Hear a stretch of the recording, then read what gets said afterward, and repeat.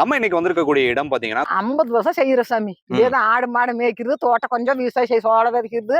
இதுதான் மாடு தட்டி எடுத்துக்கிறது. பால்காரன் வந்து 50 ரூபா கொண்டு போய் ஊத்துறா. 20 லிட்டருக்கு நம்ம கிட்ட வாங்கி அவன் கொண்டு போய் ஊத்துனா அவங்க பெட்ரோல் செலவு இருக்குல்ல.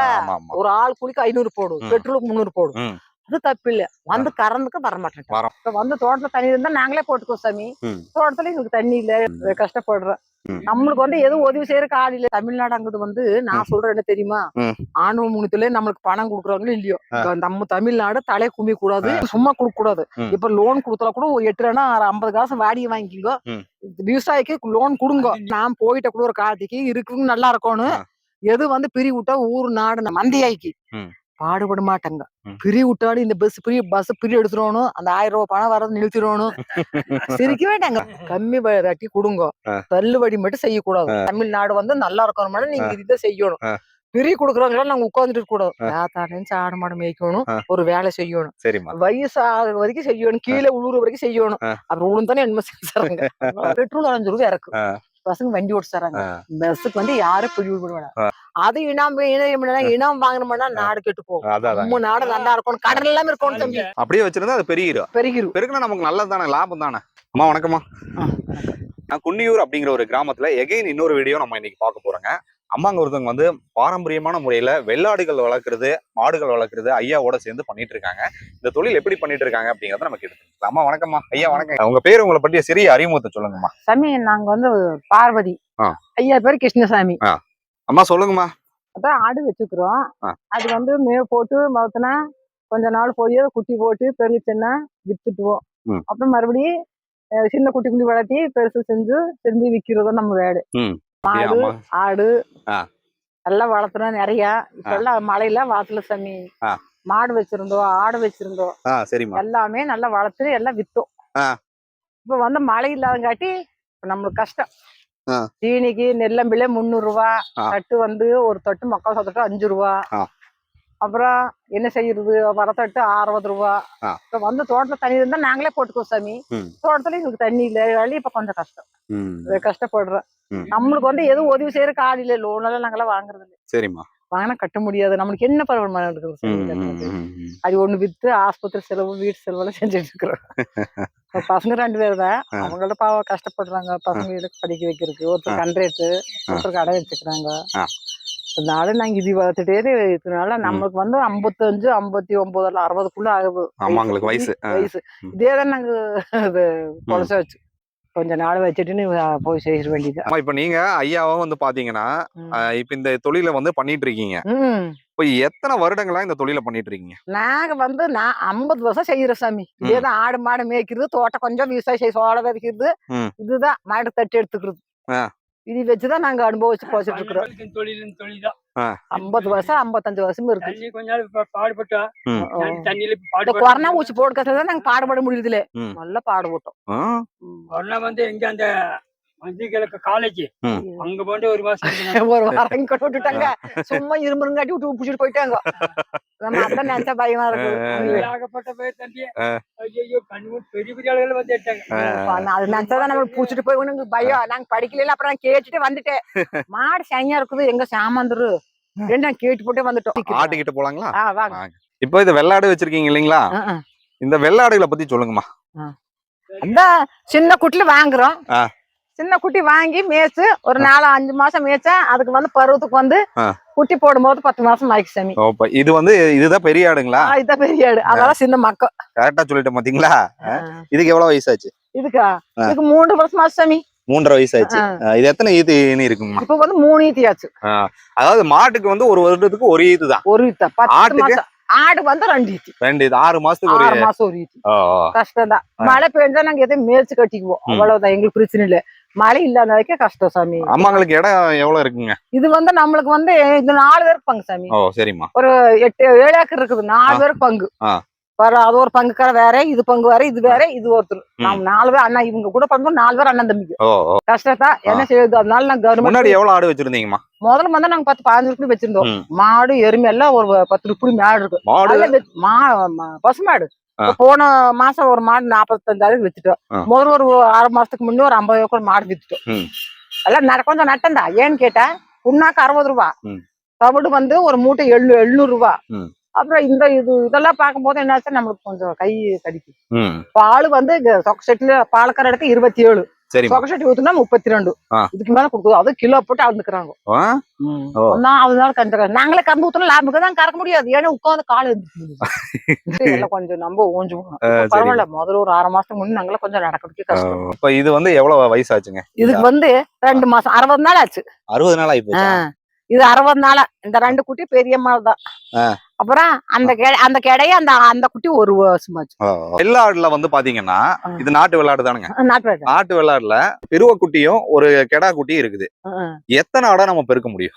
அது நாங்க 10 வருஷம் முயற்சி பண்ண 12 ஒரு 6 7 ரூபாய் 8 ரூபாய் சேர்ந்துக்கலாம். ஒரு வந்து 1 போட்டா போடு, 2 போட்டால் போடு, 3 போட்டால் போடு. வித்துருவோம். அப்படியே வச்சிருந்தா நிறைய ஆயிடுச்சு. அப்படியே வச்சிருந்தா அது பெருகிரும். ஒரு 2 வருஷம் வச்சா ஒரு 10-15 ரூபாய் ஆயிரும். மேய்க்கணும்ல, மேய் வேணும். இது ஒண்ணாந்தான் கட்டிட்டு ஊருக்கு நல்லதுக்கெல்லாம் போலாம். நிறைய வச்சிருந்தோம்னா கட்டிட்டு ஓட முடியாது. எல்லாம் சுத்தி மேய்க்கணும். நாய் நேருக்குள்ள பரமக்க நாயெல்லாம் கோழி பண்ணி போட்டு நாய் வந்து குட்டி பிடிச்சுக்கு பதமா இருக்கும். சரி, இது பெருக்கிருச்சுன்னா அப்படி பெருக்கினா நமக்கு நல்லது தானே, லாபம் தானே? லாபம் தான். நம்ம கூலி கணக்கு போட்டா கட்டுப்படியாக சாமி. மேய்க்கணும் மேல கூலி கணக்கு போட்டோம்னா ஒரு பொம்பளைக்கு எங்களுக்கு வந்து 300 ரூபாய் போடு, அஜனுக்கு ஒரு 400 ரூபாய் போடு. அதையெல்லாம் கணக்கு பார்த்தா நாங்க சாப்பிட முடியாது. சும்மா அப்படியே வீட்டுக்கு இருக்குது பாடா இல்லாததுக்கு இப்படியே சுத்திட்டு இருக்கோம். ஒரு மாடு கண்குட்டி வாங்கணும்னா 10,000க்கு அது மேய்ச்சி பண்ணா 2 வருஷம் போய் தான் சென்னை பிடிக்கும். அது கொஞ்சம் கஷ்டம். இதெல்லாம் எப்படி சம்பாதிச்சு வித்துறல சீக்கிரம் வாங்கிடலாம். வாங்க முடியும். எப்படி வரவங்க லோக்கல் வியாபாரிக்கு வராங்களா எப்படிங்கம்மா? வியாபாரிக்கு வர்றோம் சாமி. வந்து ஒருத்தர் இந்த பிறந்த கடையை கொடுக்கணும்னா ஒருத்தர் 8,000 கேப்பா, ஒருத்தர் 7,000 கேப்பா. ஒருத்தருக்கு வந்து அர்ஜென்டா இருந்தா 8,000 கொடுப்பா. அப்புறம் கொடுத்துருவீங்க. அத 12 கிலோ வரும். அவங்க கிலோ 850 விக்கிறாங்க. அப்ப அவங்களுக்கு 2 கிலோ நிக்கணும் மேடம். அறுக்கிறதுக்கு 1000 ரூபாய். அவங்களுக்கு ஒண்ணு தானே வாங்குவாங்க, நாங்க ஒட்டுக்க கொடுத்துடுறாங்க. பரவாயில்லைங்கம்மா, நல்ல மனசுமா. எல்லாத்தையும் ஒரு இறக்கணமா பாக்குறீங்களே, அதுவே பெரிய விஷயமா. பெரிய விஷயம் இல்ல. அவங்க நல்லா இருந்தாலும் எங்கிட்ட வருவாங்க தம்பி. அப்படியே கொடுக்க நட்டம் வந்தா யாரும் வர மாட்டாங்க. இந்த ஆடு தான் ஒருத்தர் வருவாங்க. அவங்க 50 100 விட்டு கொடுக்கணும். ஆரம்பத்துல எத்தனை ஆடு வச்சிருந்தீங்க? ஆரம்பத்துல ஒரு 4-5 உருப்படி வச்சிருந்தோம். எல்லாம் வித்துட்டு அப்புறம் 1 தான் வச்சிருக்கிறோம். ஒரே உருப்படி தான் இப்ப வச்சிருக்கீங்க. ஒரே ஒரு வாங்குது. இப்ப இதுல எத்தனை பிரிவு குட்டி இருக்குது? இதுல வந்து 2 ஆம்பளை குட்டி, ஒரு பிரிவை குட்டி, அந்த கிடை குட்டி தான். 5 தான் இருக்குது. போதும் 5 நாம இது மேய்ச்சாலே.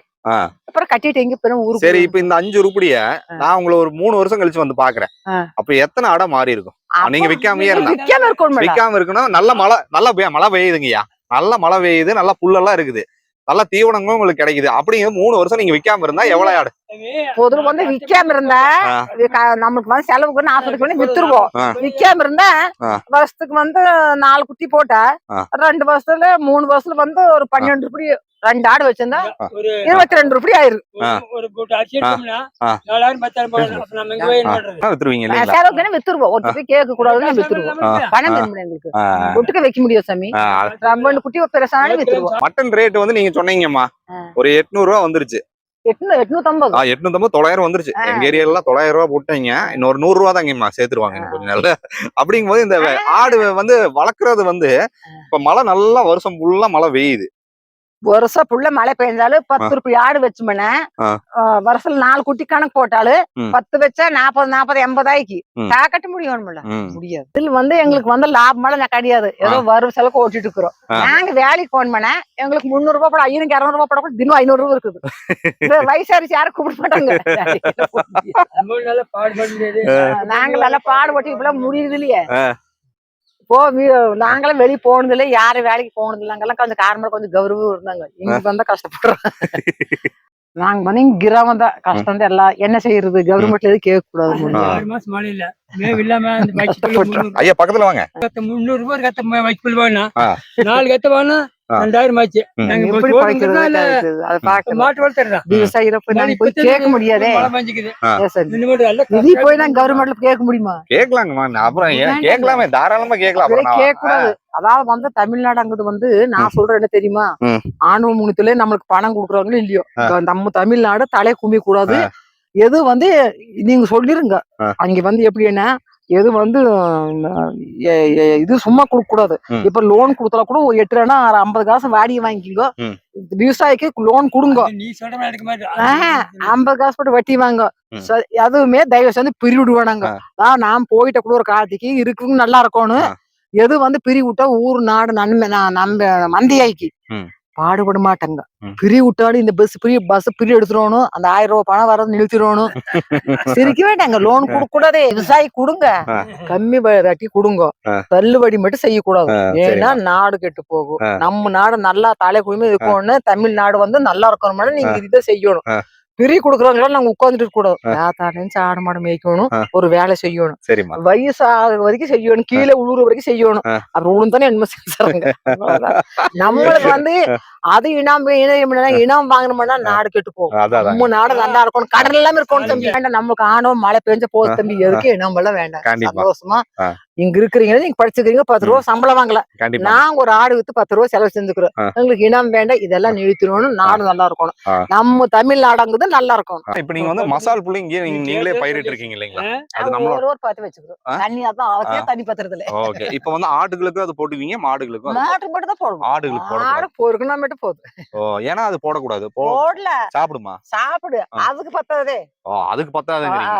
இப்ப வந்து இங்க வந்து நீங்க சாணி வந்து நீங்க போட்டிருக்கீங்க. இது ஆட்டு சாணி மட்டும் இருக்குங்களா?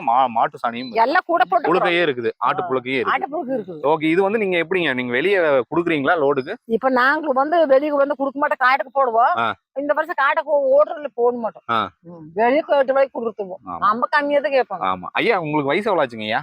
எனக்கு ஒரு 60-70 இருக்கு. 70க்குள்ள இருக்கு இல்லைங்களா? இன்னும் நீங்க வேலை செஞ்சுட்டு தான் இருக்கிறீங்க, அம்மாவும் ஆமா. நீங்களே. இந்த கொரோனா ஊசி போடலன்னா நாங்க நல்லா இருந்தோம். வந்து ஊசி இந்த போட்டாங்க. கால்ல கொஞ்சம் அடிபட்டு ஒரு இப்போ கால் நடக்கிறது கொஞ்சம் சிரமமா ஆமா, இருக்குங்க. நான் கொஞ்சம் போய் வெளியில போறேன். ஐயா வந்து போய் போறது பாருங்க. கொஞ்சம் சிரமம்.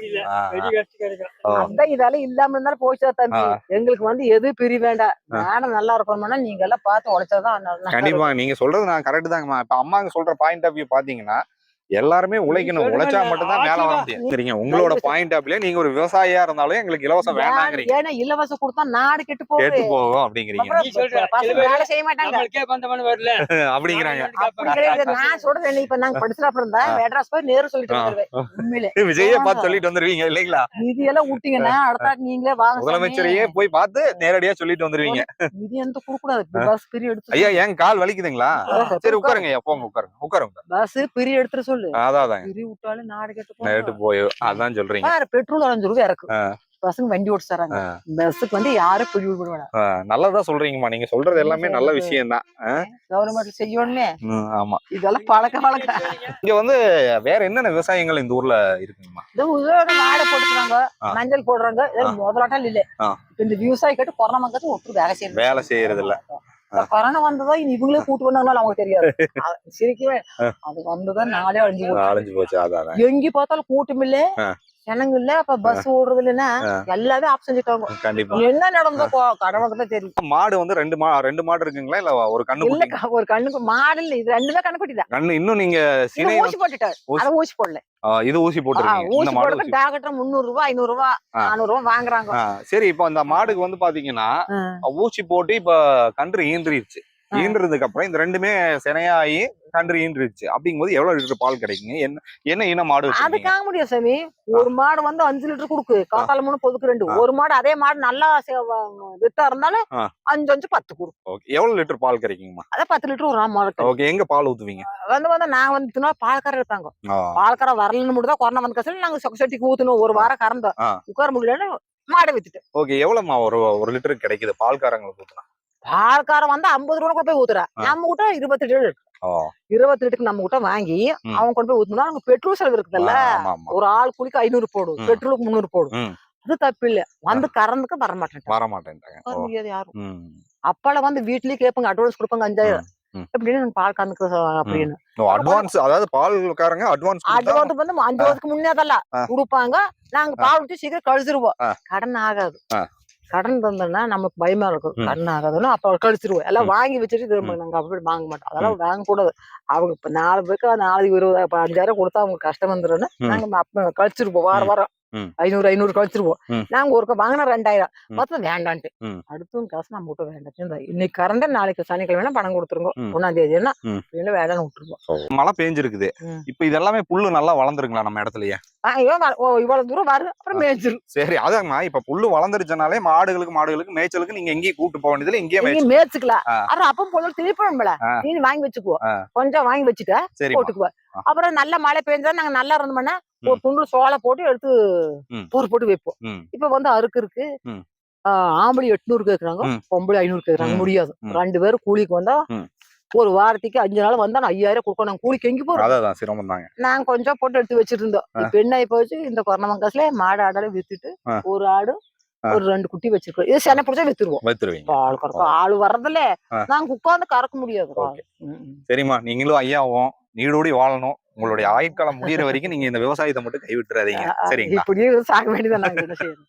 அப்படியெல்லாம் நாங்க நினைக்கிறீங்க? காரமடை ஏரியா தொட்டை ஓத்துல எங்க தம்பியாங்க இருக்கிறாங்க. சரிம்மா. உங்களுக்கு நல்லா நாங்க நல்லா இருந்தோம். கொஞ்சம் கஷ்டப்படுறோம். சரிம்மா, நீங்க கவலைப்படாதீங்க. உழைக்கிறத மட்டும் விட்டுறாதீங்க. அதாவது நிறைய தகவல்கள் ஆடு மாடு வளர்க்கறத பத்தி நிறைய தகவல்கள் பகிர்ந்துக்கிட்டீங்க. எல்லாம் வந்து நல்லா கஷ்டப்பட்டா லாபம் இருக்குது. இது யாரும் கஷ்டப்படுறது இல்லை. இப்ப நல்ல பேக் போடணும், தோல்ல வாட்ச் கட்டணும், போறது, டிவி பார்க்கணும், செல்போன். நாங்க டிவில ஜாஸ்தி பாக்குறது. அதாதாம்மா. டிவி பார்த்தோம்னா அதான். சரிம்மா, நன்றிம்மா. அம்மாங்க பாத்தீங்கன்னா ஒரு வயதான காலத்துல கூட என்னுடைய குலத்தொழிலான ஆடு மாடு வளர்க்கும் தொழிலை வந்து நான் கைவிடல. தொடர்ந்து நாங்க பண்ணிட்டு தான் இருப்போம்.